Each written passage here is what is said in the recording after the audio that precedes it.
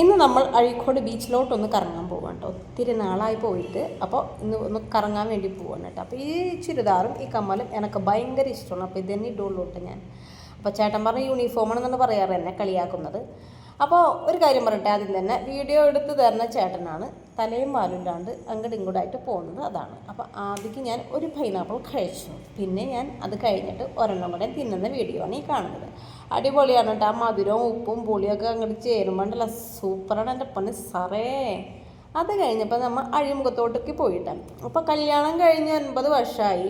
9 വർഷമായിട്ട് ഞാനൊരു സിനിമയ്ക്ക് പോലും പോയിട്ടില്ല കേട്ടോ.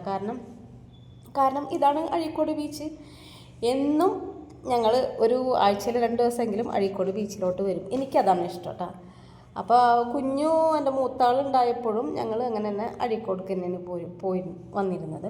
അപ്പോൾ ഒത്തിരി ചൂണ്ടക്കാരുണ്ട് കേട്ടോ, അധികം ആൾക്കാരില്ല. അപ്പോൾ അതൊക്കെ കഴിഞ്ഞ് ഞങ്ങൾ നേരെ ഒരു 5 മണി ആയപ്പോഴത്തേനും ഇറങ്ങി ഒരു ചായക്കടയിൽ കയറി പഴംപൊരിയും ചായയും കുടിച്ചു.